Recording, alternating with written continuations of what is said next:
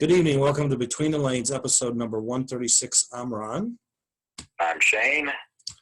And tonight will be an interesting show because, just because. It's April Fool's Day, so happy April Fool's Day. Again, welcome to Between the Lanes, episode number 136. You can find us on YouTube. Slot Racer is the channel. 136 episodes. Some special episodes and some how-to videos. Find us on Facebook. Between the Lanes is the page. Race results, we don't have any. With the current coronavirus situation, all races that I know of have been canceled, postponed, rescheduled, and a little bit more on that. So last week we asked you guys if you had any questions or any topics you wanted us to discuss to send us a message, and some of you did, so we'll get to that a little later. And we have some giveaways. And so anyway, I thought tonight we all right. So we're kind of flying by the seat of our pants here, but so anyways, yeah, it's just not like the normal rotation of the show here. So we will start off with talking about, and my title for this is called The Evolution of the Slot Wheel.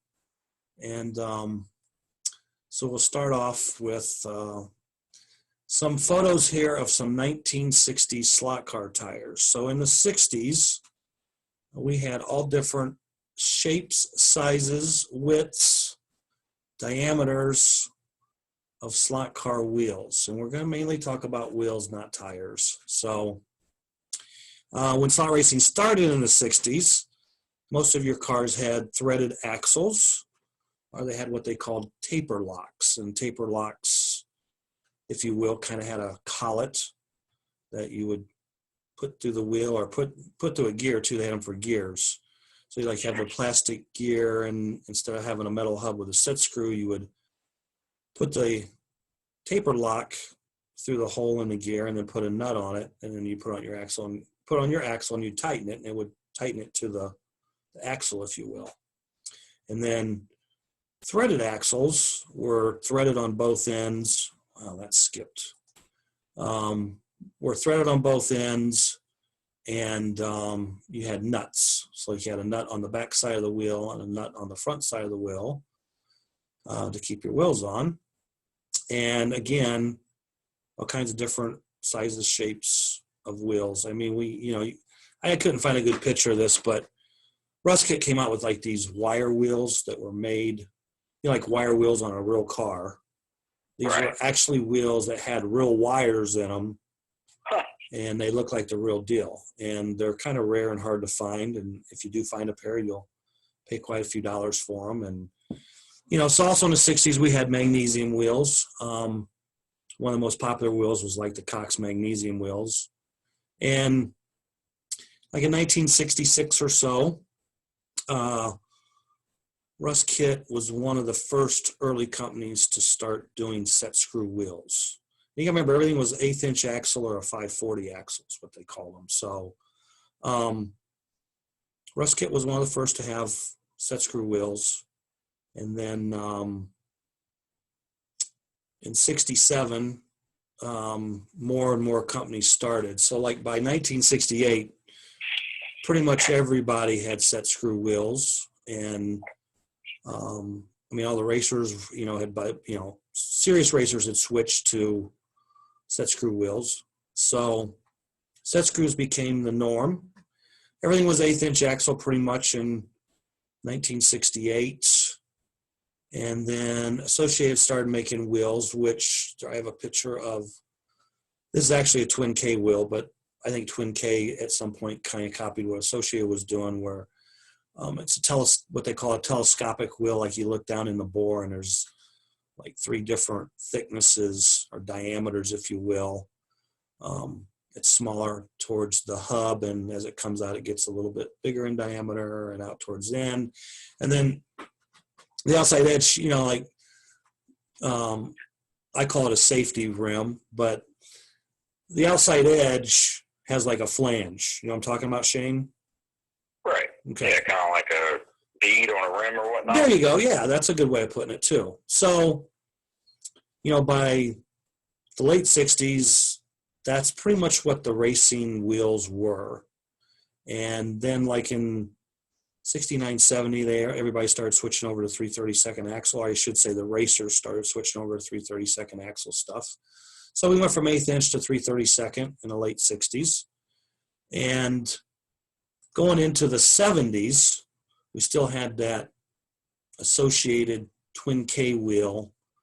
And then we had like the flangeless wheels, as the picture on the screen shows.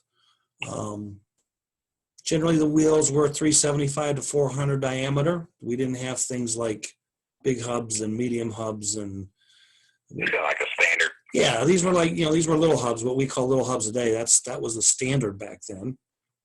So pretty much through the 70s into the 80s, you pretty much just had like the two types of wheels. And like all the Parma Ready to Run cars came with the flanged wheel, but then all your pro tires, if you will, or your tires that racers used or wheels, they were the flangeless. And then also in 1970, we've seen the introduction of magnesium, like machined magnesium rear wheels. So you had aluminum and you had magnesium. And that's pretty much like when I started racing in 1981, that was pretty much your two choices. So wish it was still that easy. Yeah, it was real simplified. And there was only like black rubber and the orange SBR rubber. It was all SBR rubber at that point. Right. And it was pretty simple. Like for example, Parma cars, like all the Womps. Trying to think, the Whisperjet rental cars. Those all came with black tires, but it was like a brass built type chassis, like the sliding plumbers or the monorails. Pro type ready to run cars, they would come with orange tires on them. So, and then most of the replacement tires you bought, it was orange. And we go to wing car races and everybody ran orange tires. That was kind of the norm. That was it, yeah. And then, you could choose between magnesium hubs or aluminum hubs, but of course, the real racers ran magnesium hubs, of course. So, and also in the 70s, we saw the introduction of like the hollow set screws. So, going into the 90s, we seen the first plastic wheels. And who do you think made the first plastic wheels, Shane? I'm trying to think. So I got into slot car racing in the early 90s. Okay. And I remember it was all, I guess, magnesium or metal, because we ran like the Parma tuna tires. Yep. I'm trying to think whenever I saw the first plastic hub tire, whenever I seen the first plastic hub tire I can recall seeing was JK. So the first plastic tires was from ProTrack, and they were called grippers. And they came out about, I think, 91, 92. And the grippers were a nylon, like a white nylon hub that Mr. Herman, who owned ProTrack, I believe he machined in-house. And they didn't go over too well because, like, I remember when I was working at Parma at the time, we were looking into making plastic wheels. Right. But we wanted to make a plastic wheel like a gear where you had, like plastic gears today, they have a metal gear hub that they put in the injection molding machine, and then the plastic gear is molded around that hub and it locks on there. So it kind of like a crown gear. Yeah, same with the crown gear. So that's how we wanted to make a plastic tire, but there was it would cost you more to make the plastic wheels than it would a metal wheel, because basically the metal wheel was the same price just to have the gear hub made. Well, then you'd have to take the gear hub, or if you want to call it a wheel hub, put it in a molding machine and mold it, then it was going to cost you more money. So it was cheaper just to stay with metal wheels, even though we thought plastic wheels would be cool and light and neat and all that. But the grippers didn't really last long or go over well because they would kind of collapse like in high-speed turns. And kind of like egg shape. Yeah, right. So like the first time I seen them tried was on a King track, and you could hear the car, like a Group 27 car would like bog out in the bank and bog out in the finger, and it just didn't go over. They just didn't take off. And I'm gonna go back to the picture here. So wait a minute. So I missed a picture there. But they were cheap. I mean, they were $3.30 a pair. So I happen to have a couple brand new pair still in the tube, in the museum. But yeah, they're still packaged and they're in a tube, which is in a plastic bag. And there's the price tag of $3.39 from Zeppelin Hobby in New Jersey. And so the grippers didn't really go over very well. So then in the early 90s was the introduction of the full width hub without the step in the back like most wing car tire. I mean, again, through the 70s and 80s, we didn't have full hubs. Now, they had them over in Europe, and they were using them in 32nd scale racing. But they didn't really hit the shore here or get popular here until the early 90s. And they were only like 32nd scale. And then I don't know who was the first company to do them, but somebody then did them for 124 scale. So they came out with the full, like anywhere from 775 to 815 wide or 810 wide full hub. And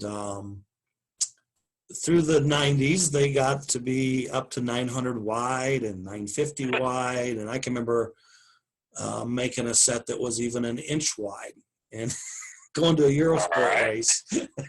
And the car looked like a steamroller when you looked at it from the back. Yeah. Because it was like nothing but tire back there, so all tire. And then we started to see drilled hubs in the 90s. And I'm not saying there wasn't drilled hubs in the 70s or 80s, but there was nothing that was mass-produced, commercially available. I mean, it was guys that would take hubs and drill them and remount them, mainly team guys of tire manufacturers, you know what I'm saying? Like, just trying stuff. Yeah, just trying stuff. To try stuff. Right. But then I believe it was Alpha who finally introduced, drilled hubs to the masses. And of course, this is in the early to mid 90s. And showing a picture now of what we call tri-lights. I kind of had it in with Limpact tires in the early 90s, and we had sent some wheels off to be tri-lighted. Like, I don't know if you remember what a metal tri-light gear is, where they kind of cut to three, you can't really say oval, but they're kind of oblong holes that go along with the diameter of the hub. You'll watch this later. You'll see what I'm talking about. So we would put these tri-light holes in them.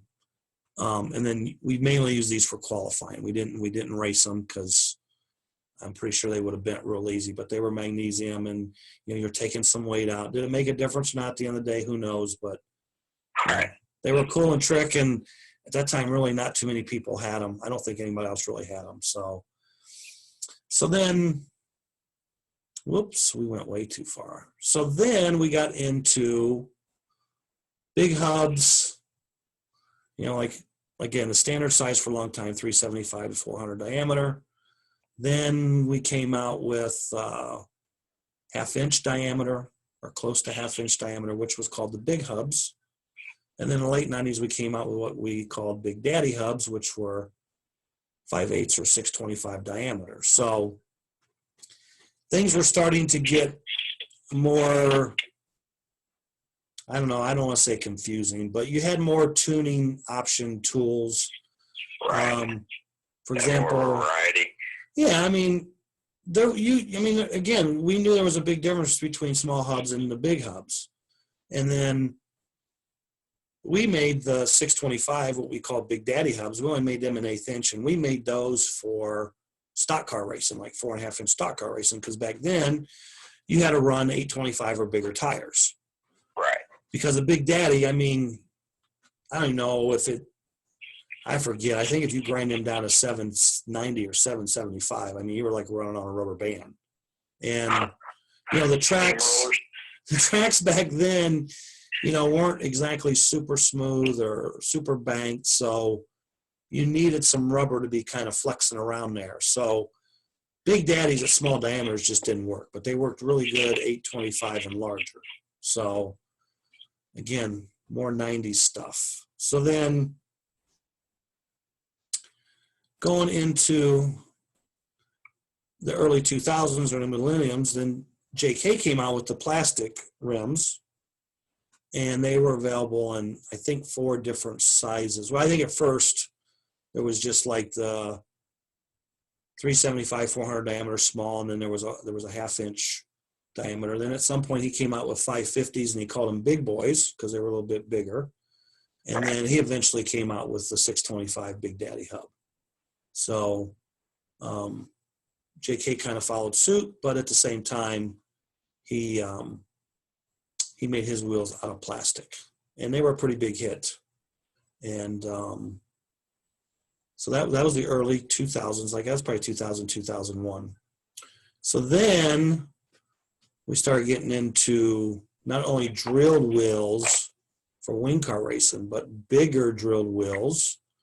And not only were they drilled on the back side of the hub, but they were also starting to cross drill them to make them even more lighter. And I think, and I could be wrong because I didn't really research this that much, but the biggest Coford drilled and waffled hub I found was 625, or basically 5/8. And I don't know if they make them any bigger or not. I think they make a 650. Okay. So I think. I'm not 100% sure, but okay. So 650. I mean, they might even make a 700 for all I know. Yeah. I didn't really research it. So, but then again, I mean, you take that 725 hub and you grind it down to 765. You're getting back into running on rubber bands. And I can remember in 1998, I had some Big Daddy hubs made with 332nd axles to try that in wing car racing, but it was just a little bit ahead of its time. It was just too big a hub, and it didn't work. Yeah, they make a 650 hub. I just Googled it. Okay. So. And it says right here, if I'm reading this correctly, they make a 670. Okay. Unless I'm reading it wrong. Right. And then a few years back, Coford even came out with a plastic big hub for wing car racing, which I don't know what I know that's a pretty big diameter. It's probably 625 or somewhere in there, because it's a pretty big honking piece of plastic. And those I don't think have ever really taken off in the wing car world. Everybody's still doing mostly metal. Yeah, I'm on Coford's site. It says that a 650 drilled and waffled 0.670 magnesium hub with 38 holes for super lightweight. So I believe they do make a 670 hub. Okay. Well, if it's in that catalog, then they do. Yeah. So. Trying to see if they make anything bigger. Don't see anything. Okay. So if you want to get back to like some 60s nostalgia and a variety of rims, you look no further than drag racing today. Because in drag racing, they have so many different, I mean, it's like the 60s all over. You got all these different hole patterns, spoke patterns, widths, diameters, then you got front wheels to match, and because it's kind of like a throwback to the 60s. But I mean, all the stuff, or most of the stuff made for drag racing is to replicate what's really being run in full-size drag racing. Just like in the 60s, a lot of the wheels, or most of the wheels, were made to replicate what was being made and raced back in the 60s. So, yeah, I guess us scale racers think we have tough decisions when it comes to wheels and tires, but in drag racing, it's there's just hundreds and hundreds of different wheels out there, and then you throw in all the different colors they're anodized in, and it just gets crazy. So Some of the drag racing wheels they have out are pretty neat. oh yeah, they're beautiful. And got pretty cool designs. Right. And I just posted one picture of some wheels. I mean, if I was to look up all the pictures of all different wheels, we'd be here all night. But Oh yeah, I mean they got so many. It seems like at least once a week someone's coming out with a new drag wheel. right. So, like I said, the whole drag thing is kind of a throwback to the '60s because you just got all these cool different styles and colors and stuff to pick from. They didn't have so many colors in the '60s, but Right. the drag racing deal, I mean, they anodize them in all different colors and don't anodize them, and so cool stuff. Cool stuff. So that's kind of the evolution of the slot car wheel, in my opinion. Just Short and sweet, but kind of to the point. yeah. I mean, for a long time, '70s to the '80s, it was pretty standardized and pretty simple, and Right. in the '90s, because there was so many different, I mean, we had a boom in the industry, and people wanted different things, and the tracks started changing, and getting faster and more banked and smoother, and then you could, a lot of stuff that didn't work prior to that now was working, and the stuff that used to work doesn't really work so well on the faster tracks. So, Right. and we could, there's been probably hundreds of tire manufacturers and wheel manufacturers over the years, and Right. when I was looking for those rust kit wheels, there was just all these companies that made tires that you just kind of forgot about, but they were out there, and some were flash in the pans, and some Twin K was around forever. Right. Sonic was a big name from like the early mid '70s up until today. I mean, I guess Sonic would probably be the oldest or longest continuous manufacturer of slot car wheels. Yeah, so I was gonna ask you what's the oldest. Because Twin K's been long gone. Some companies didn't even exist in the '70s that exist now. Right. So yeah, Sonic. I wasn't alive in the '70s, so this is all you right here. Right. Well, I mean, I wasn't racing in the early '70s, but I'm pretty sure Sonic was the first to make, like, at the time, the pro wheels in magnesium, because everybody else was pretty much running aluminum associated wheels. And then now, was it hard for them to make the magnesium, being that it was flammable, you think? Or was it just something that was just, they did it out of aluminum or metal just because aluminum of a hazard? Well, aluminum was cheap and everything, but then, of course, we're racers, we're looking for lighter material, so we go to magnesium. So, right. Yeah, machine's different, and with magnesium, you have to use different machining oils because of the fire hazard. Right. And then you have to store your chips, and your chips are technically hazardous material, and they have to be picked up by a company that handles magnesium chips and dust. Dust is the problem. That's what really ignites. So, and you have to have special fire extinguishers on hand in case the magnesium would ignite, because magnesium burns until it burns out. You know what I mean? Like, right. It just keeps burning. You put water on it, it makes it worse. So, but they do have special fire retardants or extinguishers for that will put them out. But once magnesium starts burning, it doesn't burn. I mean, just hang on, boy. we used to take Big Daddy wheels and take them outside and light them up with the little propane torch. And it was kind of fun to watch them burn. But they put magnesium in some fireworks too, don't they, to give it color? Yes, and if you go to concerts, a lot of I don't know if they do it to this day, but back in the '70s and probably into the '80s, when they do the flash pots, like at a concert, Right. okay, like a lot of bands will put magnesium in with the flash powder because it flashes brighter and whiter. So Gotcha. some do, some don't, but yeah, they'll throw magnesium in with the flash Yeah, the pots. last concert I went to was all pyro, it was all flames. No. Was it a Kiss concert? No. Okay. Last concert I went to was Charlotte. It was Okay. Breaking Benjamin. Okay. So they put on quite a stage show, do they? They were the headliners. So, Okay. But I mean, they were the only ones that kind of had the full get up. You know what I mean? Sure. So everyone else just kind of had just the lights. Okay.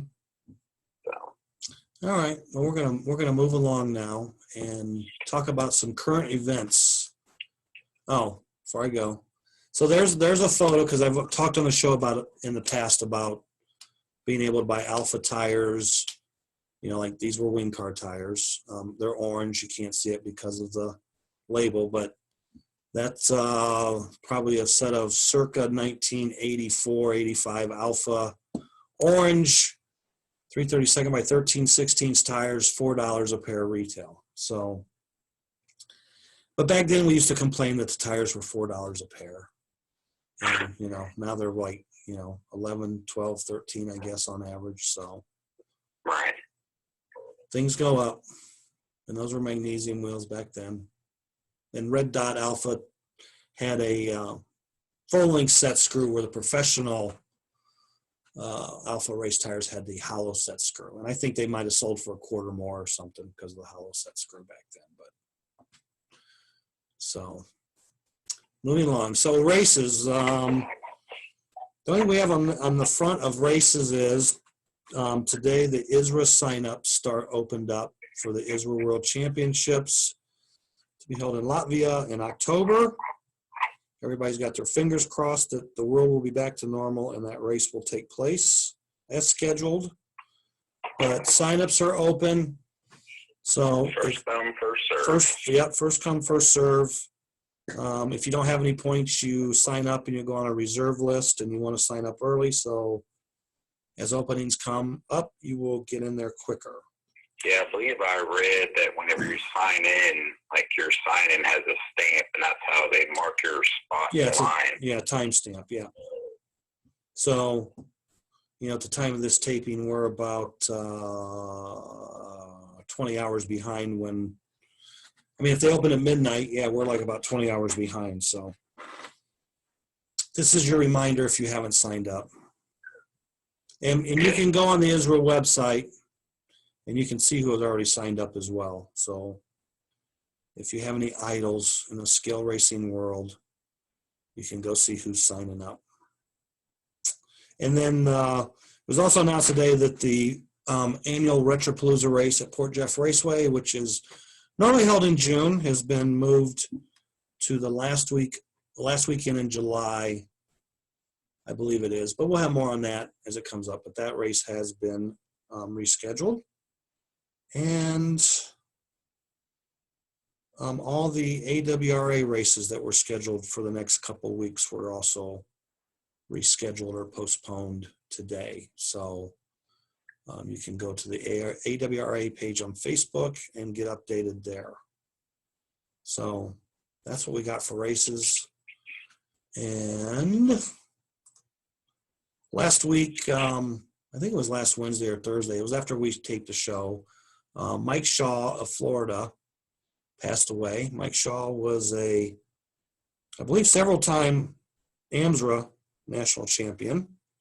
I had thought that he had won a USRA scale championship, but I could not find that in my records.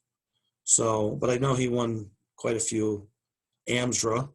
I believe he was the first, when they had the first AMSRA Nats, he kind of swept the pro side of the classes. And a longtime Florida racer. He was up in Pennsylvania for a while, went back to Florida. I don't think he raced much after he went back to Florida, but he passed away last Thursday or Wednesday, and he hasn't been doing much racing last several years, but he was missed and he will be missed. So rest in peace, Mike. And that's all I have other than some questions. I think this will be the first show that I haven't had to say Sunday, Sunday, Sunday. Well, there's nothing on Sunday. So Yeah, we didn't even have the winter chicken dinner up there. So there you go. and we have, like I said, we got giveaways and questions. So last week I had homework for Shane. I remember trying to think what I asked you to do. So much just went on in the last week. Well, okay, so pre-show At least on my end, I mean, I never put anything on Facebook about it, but you know what happened with me, so I've been kind of inundated with that. So I'll give you two clues. Pre-show we talked about how to set magnets in a motor. Right, yeah, I remember that. And I told you pre-show how to do it, and you said that'd be my homework for this week. But I don't really I don't really have anything to display. Right.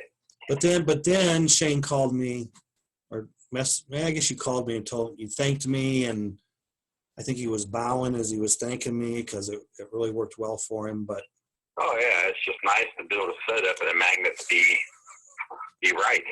You know, right? It's like so much easier. Well, I didn't think. All these years of me building motors, I never thought magnets on the outside. You know? Okay, like it wasn't a big deal to me, and you were like, "How do you?" I'm like, "Oh, well, here's how I've done it."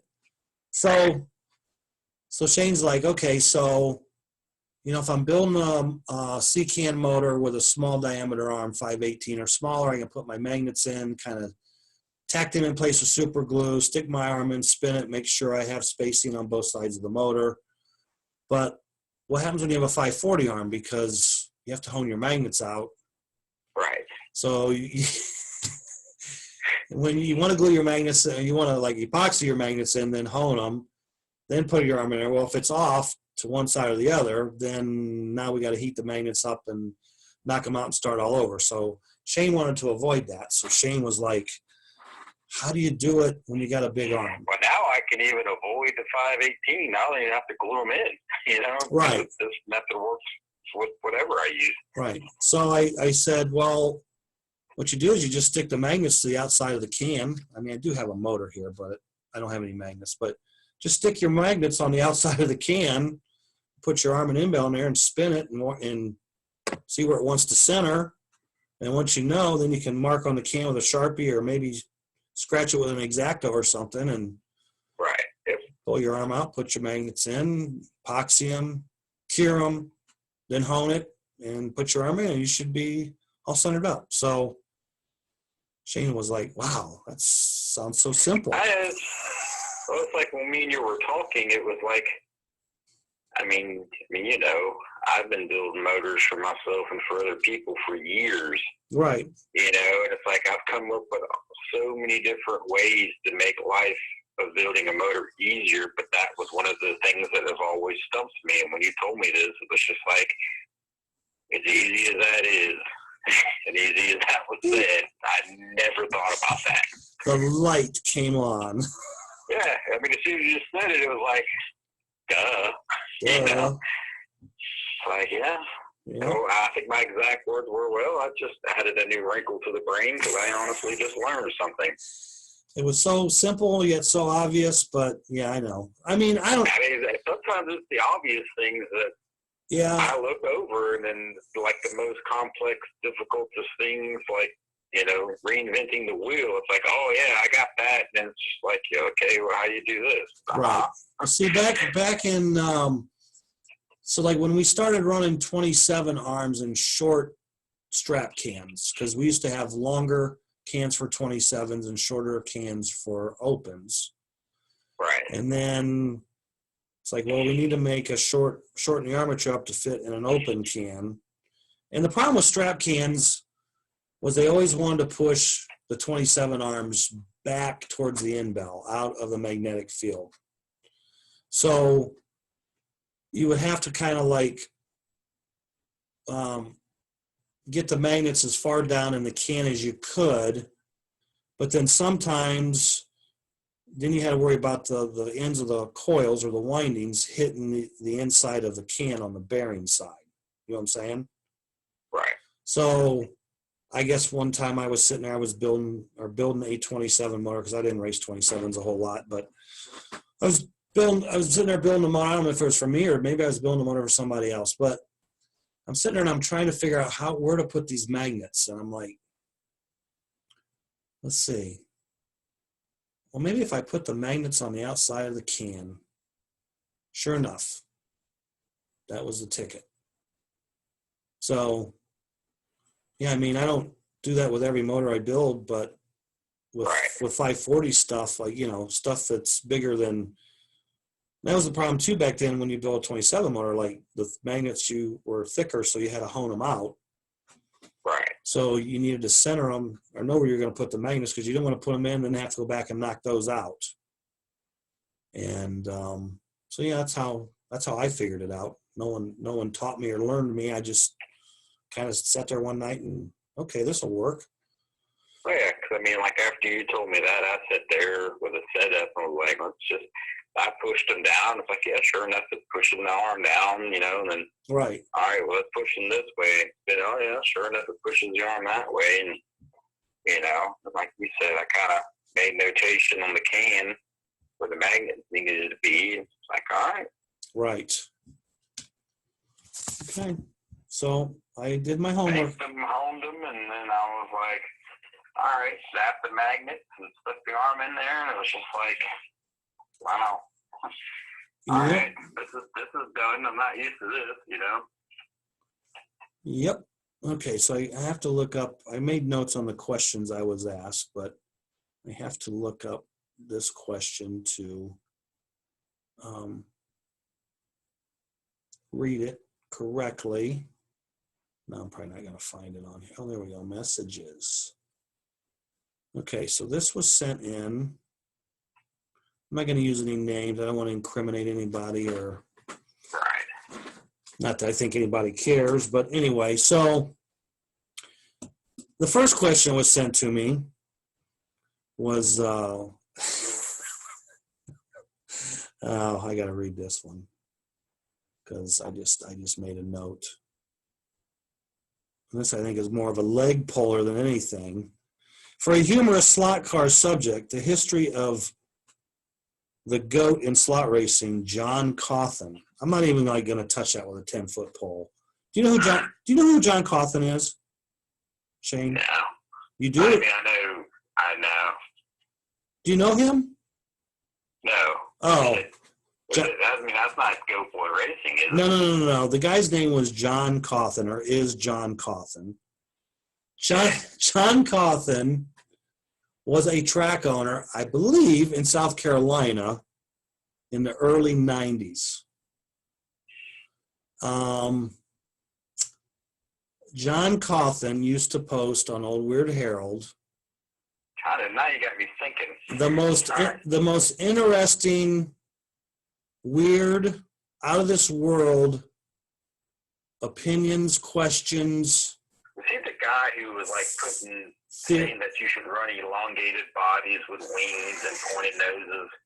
That's the man. Because I was like, I know that name from somewhere because I think he raced up at Rock Hill a couple of times. Yeah. And I heard the guys up there just like taking pictures and sending stuff to me about theories on things or whatnot. Yeah. So I met John at one of the Parma Challenge Cup Nats. I believe it was probably the first one that was in Sandusky, Ohio, I think in 1991.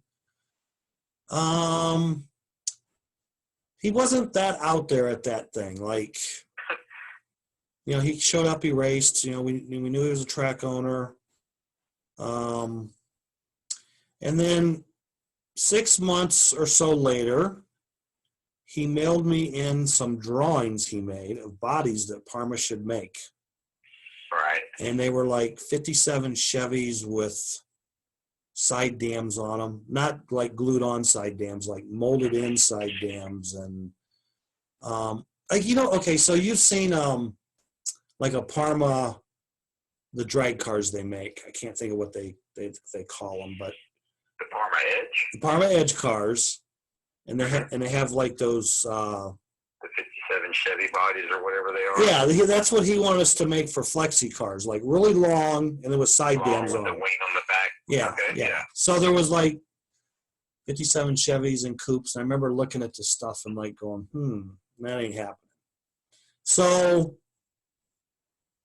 I think he might have went to the next Challenge Cup Nats, and he was more vocal about what we should be doing and why it would make slot cars better. And Right. it's like, okay, he's a little out there. And then never heard nothing anymore. I think he closed his raceway, never really heard much about him. And then at some point he used to go on Oh Weird Herald and just post some of the weirdest stuff. And I want to say I read something one time. I bet if you went to Oh Weird Herald and you Still there. searched the site for John Cawthon, his post would come up. Right. So that's everybody's homework assignment. Go on Oh Weird Herald.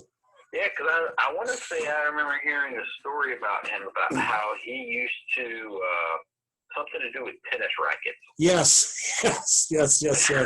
For some reason, And I know, I'm thinking about it.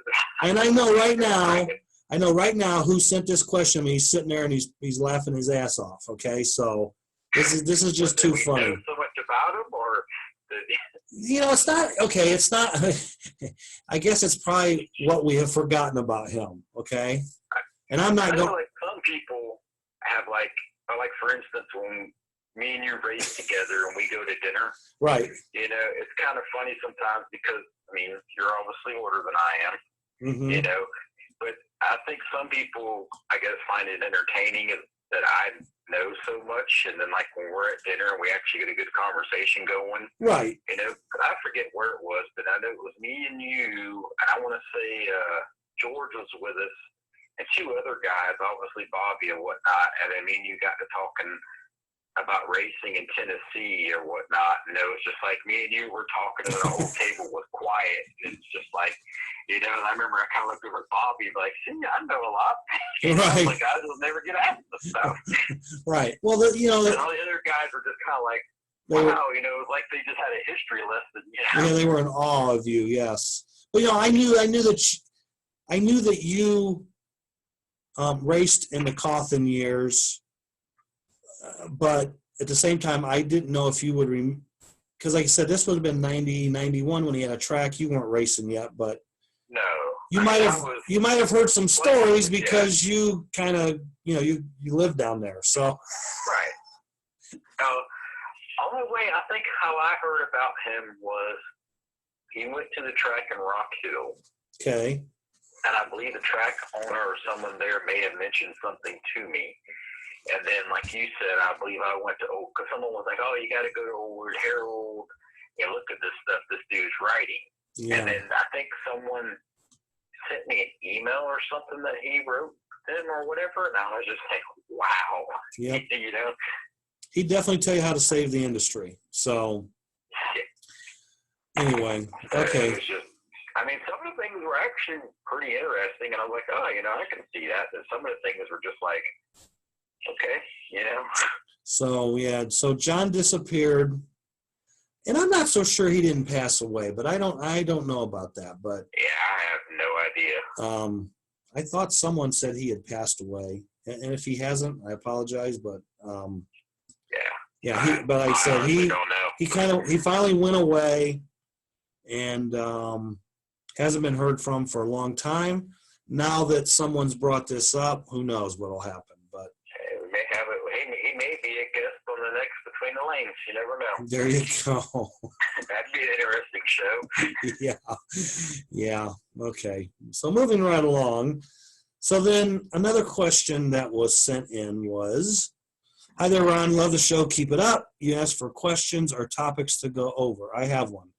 I raced in 3 Nats events. The 2006 and 2012 were run different than the 2018 series," which I think he means Nats. "Can you explain why there is only one class to be an amateur champion? That would be the Group 12, GT12 class. In 2006 and 2012, the classes were apart, no mixing with pros with the amateurs.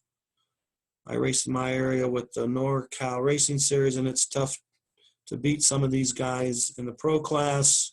I'm not going to mention any names. Not just counting racers from around the world coming to the Nats. Doesn't seem to be fair. Just asking info.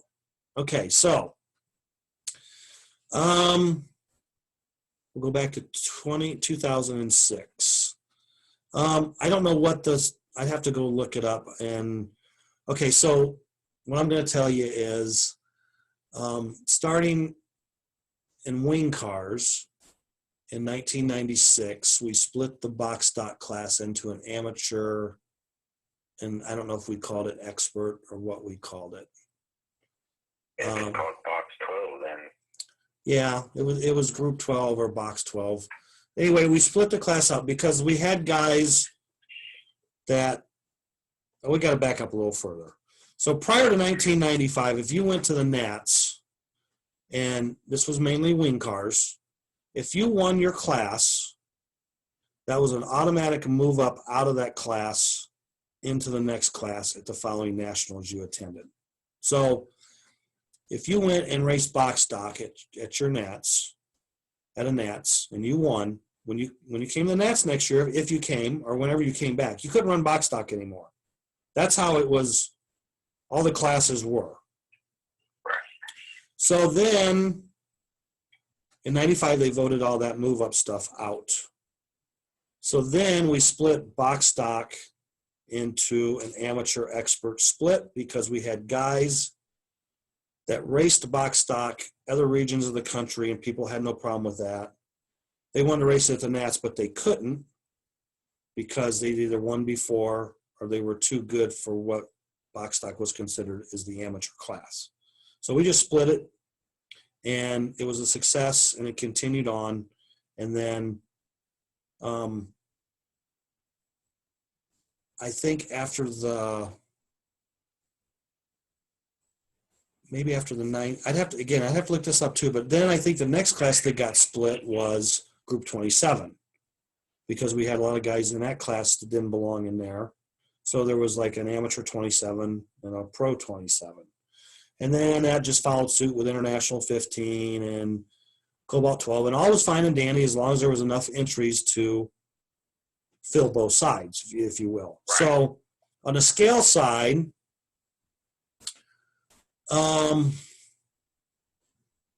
trying to think, what was the first year that we had the splits?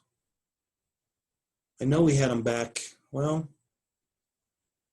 I'm pretty sure we had them before 2006. Yeah, probably, you know what, we probably had splits. We had splits back probably in 2000. Because I don't think we had them in 99 in all the classes. But yeah, you know what, the more I think about it, we did. So I think at 97 or 98's when we started splits in scale. So you had like, and maybe not in all the classes, because you had, we had like, group 10 had an amateur and a pro. Right, yeah, I remember that. And there was a junior.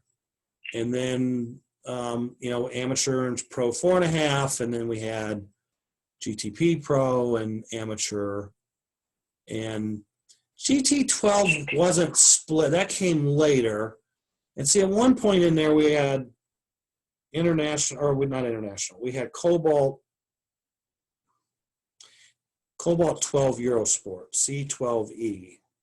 And that was for amateurs only. Like, if you'd won a GT12 or Eurosport race at the Nats, you couldn't race. So anyway, we had these splits for a long time. And I don't know what year we started doing away with splits because it got to the point where we didn't have enough people to support both sides. Right. Okay, so of course it's all voted to do away with classes. And, it was a good thing at one time when we had plenty of support for it, but then we got less and less support for it. So it got to a point where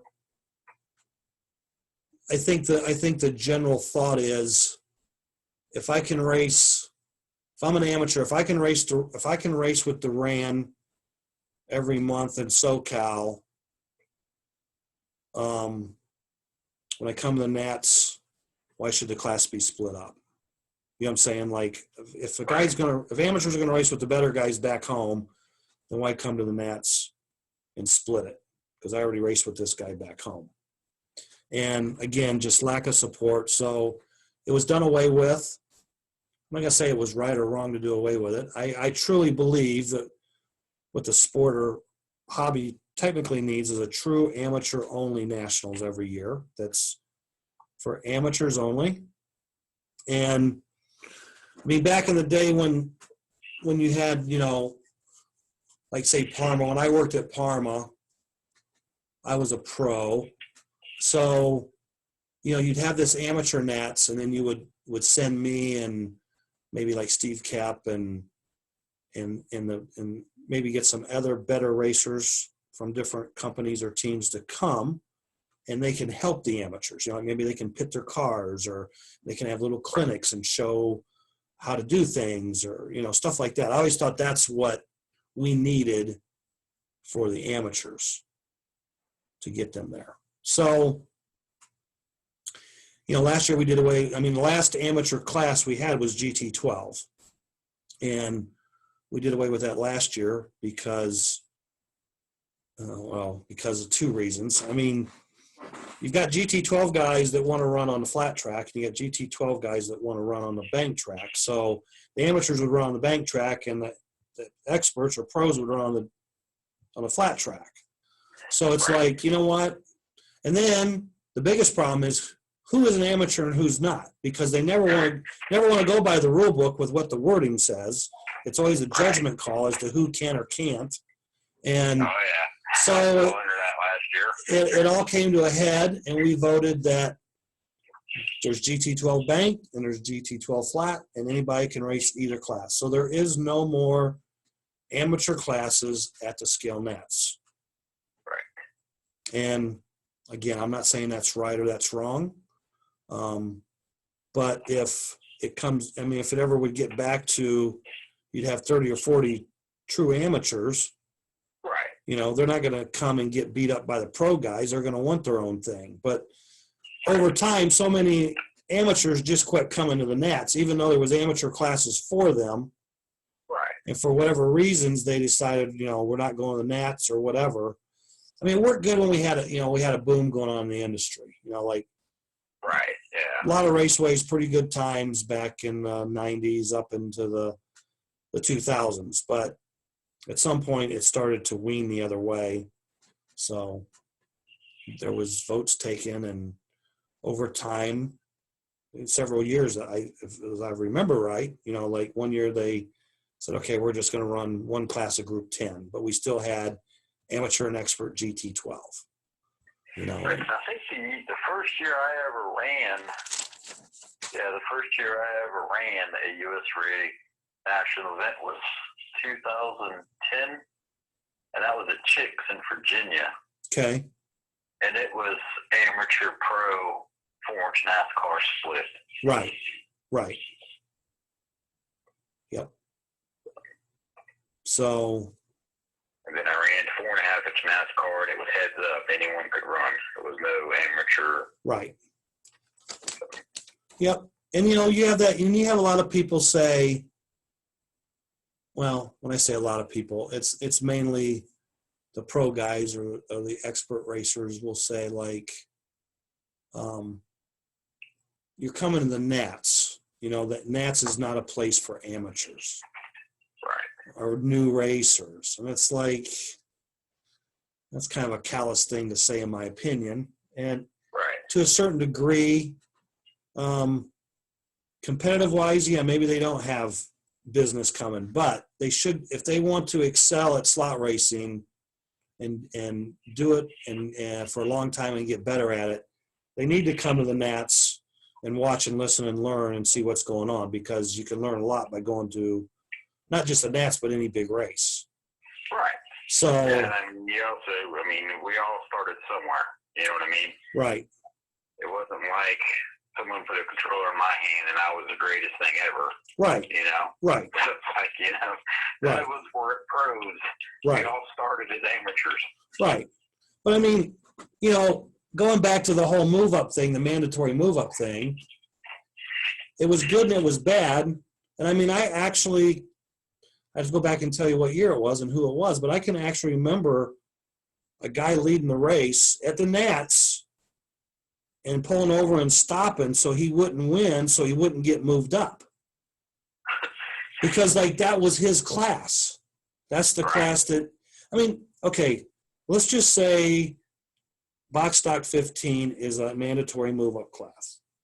Right. And let's just say the Nats are going to be at Randy McNulty's, and you're close, and you start buying box stock stuff, and you're geared up because you want to, and you're an amateur, or you can run. Right. And you spend all this time and money, and you go to the Nats and you win. Now, guess what, Shane? Yeah, that's it. That's it. You're done racing box stock at the Nats. So that was one of the big reasons to get rid of it. And then in sometime in there, then we had the if you won the amateur box stock, you could defend the following year. Right. Because in '96, when we made it amateur expert for the first time, we said anyone who makes the amateur main, all 8 will move up to the pro side of box the following year. Well, of course, some people didn't like that. So then, because if you're good enough to make the main at the Nats, you should probably move to the pro side of that class. Because you're still in the same class. It was identical rules. Then it was like, well, we should let the winner defend 1 year. No move-ups, but the winner gets to defend the following year at the Nats. If he doesn't come back the following year, when he does come back, he can't run the amateur side. He gets one chance to defend. And then I think the 1 year I ran Division I at Peachtree City in Georgia, it was like that. And then there was the top 3 could defend one time, and then they had to move up. And then it went back to just the winner. And then there's no amateur, so it's like now you can live in a class for 40 years if you want. You know what I mean? You can. Right. That's okay too, I guess. I mean, but we're kind of limited on numbers of races we have now, so. Right, and back when we were running amateur classes on the scale side, like amateur LMP, GTP, we always flip-flopped, like handout motors for those classes or build your own motors, and then go back to handout motors. And I just don't think there was ever a right or wrong answer, but I think what was missing and what still is missing, but I don't know if there'd be enough support, would be a true amateur only Nats. Right. Not run by the USRA, but maybe ran by a committee, because you could put 5 or 6 guys from around the country in a committee and say, okay, this guy is not an amateur. This guy's definitely an amateur. So, and you'd have to come up with some, I guess, rules or guidelines as to what defines you as an amateur, so, I mean, a guy who's raced for 20 years but has never won a big race, he's not an amateur. Right. We seen all this with GT12 last year, so Yeah. I'm not telling you anything different. I mean, you got guys that never been to a Nats that have won championships and other things and can run with the best of anybody in other things, but they come to the Nats and it's like, oh, you can run amateur GT12. Yeah. So, yeah, it's kind of like you. It's like, we won't touch on that, Yeah. Well, you could talk about it for hours, and again, I don't know if there's a right or wrong answer. I mean, the problem last year and a couple of years previous is they just didn't follow the rules as they were written. If they followed the rules as they were written, there would have been no problem. Right. So I had no problem with the decision that was made. I wish I would have known sooner than later, because I probably wouldn't invest the money that I already spent. Right. You know, but I mean, I guess my highlight was selling the car. Right. The person who I sold the car to Wound up winning. and won. You know, so it's like Right. perfect. And you know, Guy Spalding won. And my opinion, solely my opinion, was Guy out of that field was definitely an amateur. You know, other Everybody, people may feel different. That's just my opinion. let's say everybody's entitled to their opinion. Yeah, you know, so it's like, all right, cool. You know, but then it's like, you look at everyone else and it's like, you know, Yep. there really wasn't any amateurs in that race, you know? No. No. So it's like, Guy really wasn't an amateur, but, Right. you know, Right. whatever. You Right. know, And see, here. and that's another problem with the Nats. Most of the classes and the rules are not even followed by any raceways on a weekly or even monthly basis. So how do you get amateur racers to come to the Nats and race something that they would have to spend lots of money to come and race? Right. You know what I'm saying? So, like I said, I mean, if those in the industry at some point decide to get together and say we're going to have an amateur Nats, and it'd have to be totally separate of any organization. It would just Right. have to be a once a race year, amateurs only. Maybe something the manufacturers put together, sponsor. You know, you could do 2-3 classes, hand out motors for the 3 Right. classes, and you know, they don't have to be C-can motors. They just have to be inexpensive handout motors, and you know, let these guys have their day of glory. Right. So, I hope that explained the answer to the gentleman who sent the question in. But that's where it's at. It just got voted out, I guess, due to a lack of popularity over time. Right. And again, But I mean, if anything, it makes it easier now because now you know they're, you know what I mean? right, right, There's none of this, well, am I considered an amateur or am I not considered an amateur, you know? right. Well, yeah, and that's the other thing too. I mean, you think you're an amateur and you get to Nats and some guy says, no, you're not an amateur because you've won this and this over here, so you need to run this other class. Yeah. So, That's all good. So, Yeah. You know, I mean, whatever. You know what I mean? It's, like I said, it's, you know, I know now, and it may sound like I'm still dwelling on last year, but I'm really not. It's just all water under the bridge now. right, I mean, I obviously would have liked to have known previously, so I wouldn't have invested the money and spent the time testing, but whatever. right. So, What is that noise? that's giveaways. Cool. So we're giving away 2 packs, Mid-America, 10-foot lead wire. So 2 winners, 1 10-foot package of Mid-America lead wire each. You will contact Roger Schmidt on Facebook or Mid-America Naperville to claim your prize. And it's not 18 gauge, it's not 20 gauge, so I guess it must be 19 gauge. I mean, it's pretty good lead wire. It's clear. You can see the Yeah, let's say copper wire. clear stuff. That's what I use. So I'd say it's more like a 18 gauge, but with a thinner jacket on it. So, yeah, good stuff. Instead of a winter coat, it's more like a fall coat. There you go. Or a spring coat. Yeah. All right, so the first, Windbreaker. the windbreaker. So the first winner will be Guy Spalding. That's funny. Guy Spalding. Just mentioned him. You just mentioned him. You're a good luck charm. Who else did you mention? John Cawthon ain't in here, I can tell you that. Okay. Thought I had one. One or two. Okay. And winner number 2 is Brian Wallig. of Missouri. He runs in the Central Illinois Slot Series. So, Brian Wallig and Guy Spalding, you are the winners of some Mid-America lead wire, 10 foot each.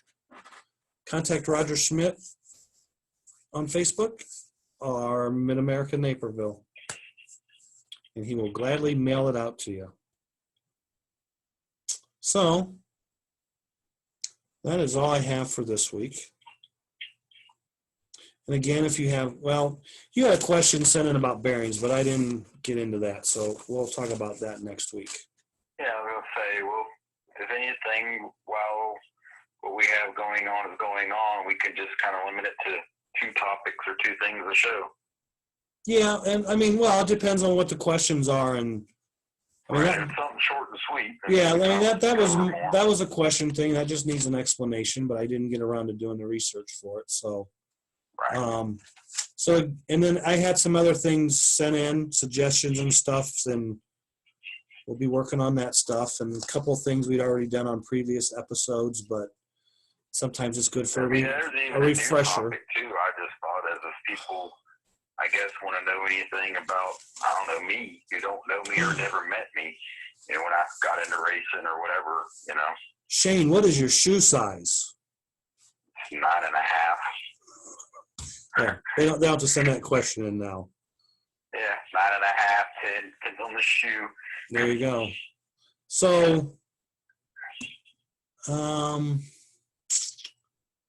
if you have any suggestions, questions. Laughing about the shoe size. Yeah, we like questions. So if you have questions, again, message us, and we'll do our best to bring it up on next week's show. And if we have too many topics, we'll take it to the next week. But we want to hear from you, and we want to hear what you want to know. So,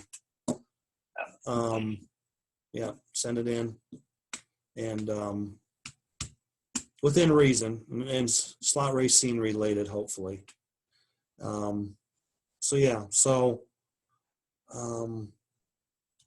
Yeah, we'll talk about that question that was asked of you next week. Okay. And hopefully we'll have some more questions. And we'll have another topic to talk about, I'm sure. So. Gotcha. And I know we've talked off air or off show before that, you know, during these times my mom's not working, and we kind of joked around about, you know, let's do an interview with my mom as a mom of a slot car racer to see what that's about. We can do it. Haven't quite got her convinced just yet and stuff like that. I don't really know if that would be more of a show that you learn something from, or kind of more of a show that you can kind of laugh about, you know? Right. So, but I mean, it's possible. So. We can do that. Shane, I'm Shane's mom. Yep, she's definitely making notes. Been there through thick and thin and everything else when it comes to me and racing. So she can probably tell you some stories and make a lot of people laugh. You know, it'd be a really cool show to get some ex-slot racing wives on the show. Yeah. That would be so much fun. I'd rather not be on that one. That would be so much fun. Well, you always said you wanted to do a show about controversy and this, that, and everything else. So. No, that wouldn't be controversy. That'd just be just good old fun right there. Gotcha. You know, I had another guy. This really wasn't a question for the show, but it's something I'm working on. Because he asked me, he goes, in your opinion, what is the nicest raceway you've ever been in?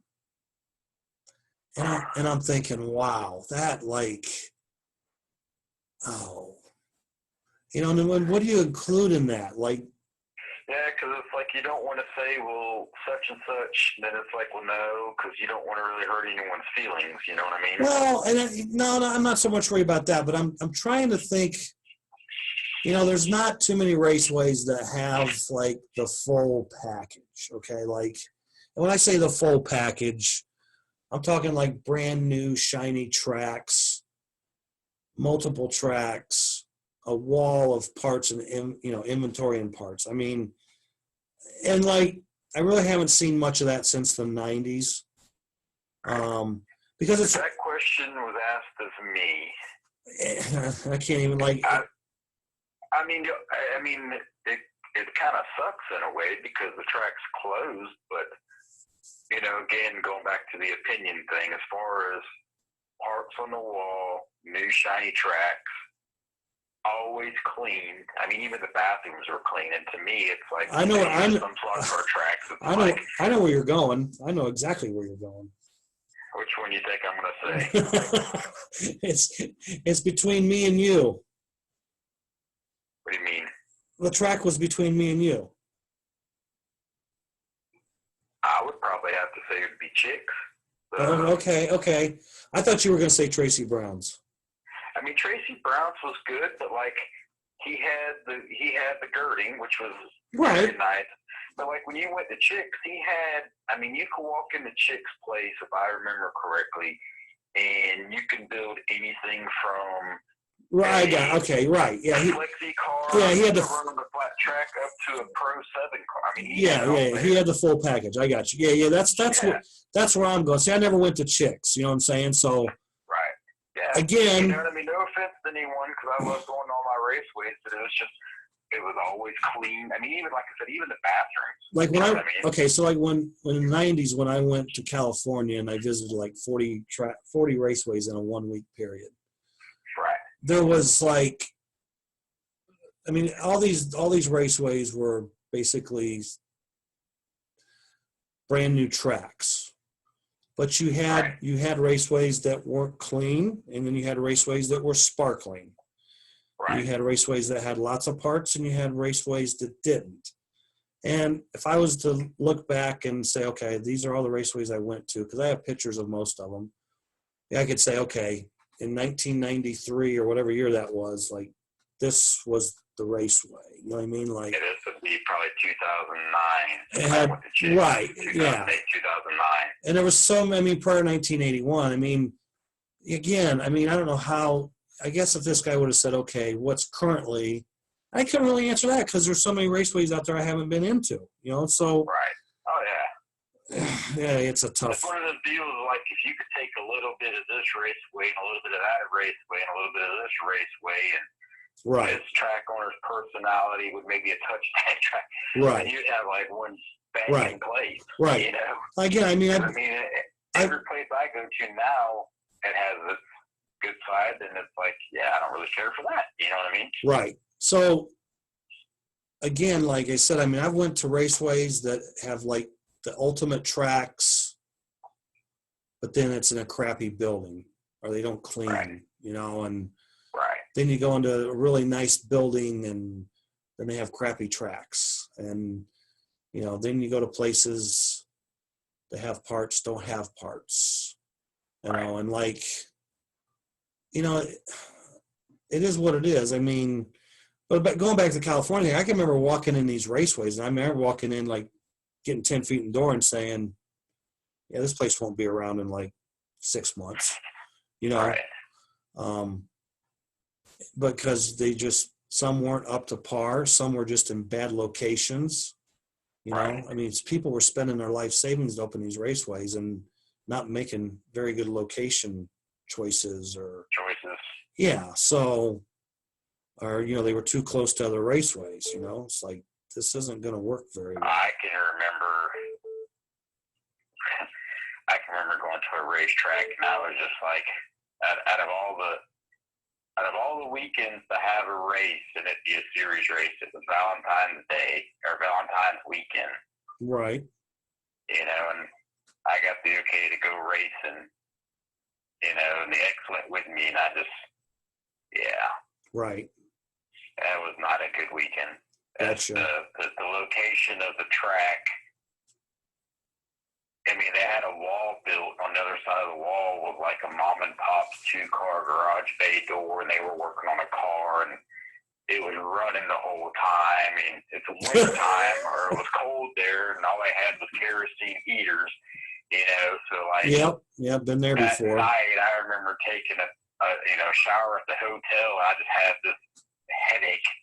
You know what I mean? It's like, I've been breathing kerosene, and if I wasn't breathing kerosene, they had this car that was running, and there was like a 6-inch gap underneath this wall, so all the exhaust was coming into the raceway, and it was just like, yeah, probably another one of those reasons I can sit here and think to myself, it's probably why I'm single, you know? I've been in the raceways that actually had wood burning stoves in them. So yeah, it's just. I mean, yeah, my local track owner probably hate me for saying that, but he's not in a retail. I've been into retail locations, Right. and they've been heating the place with a wood stove. And yeah, I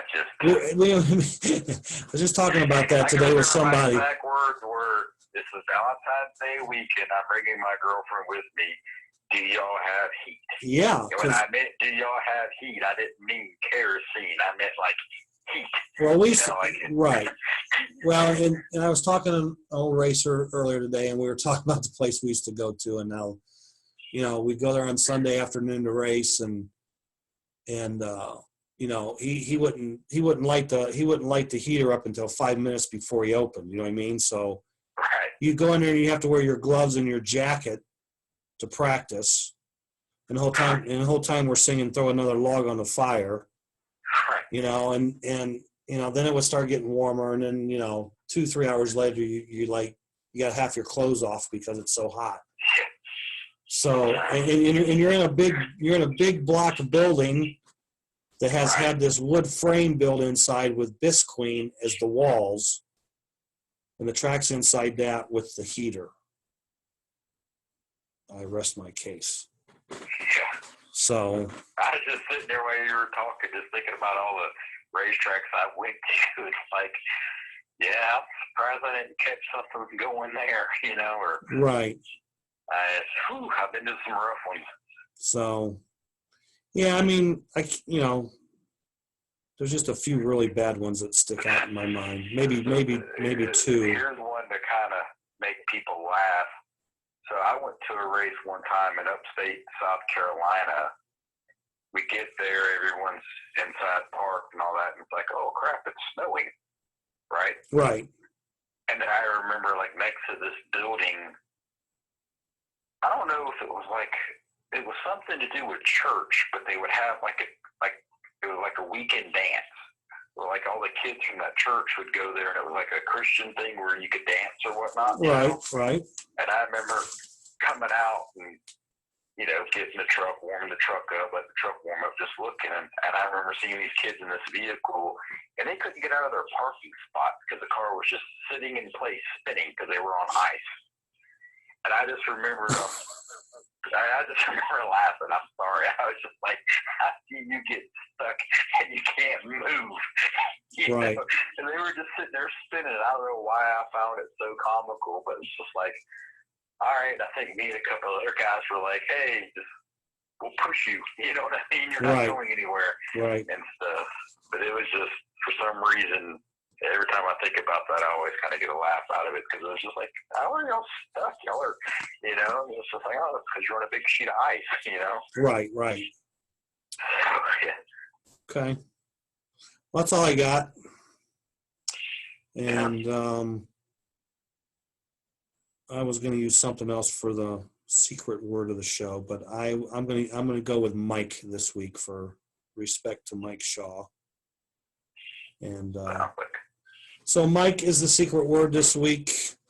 We will be back next week for episode number 137.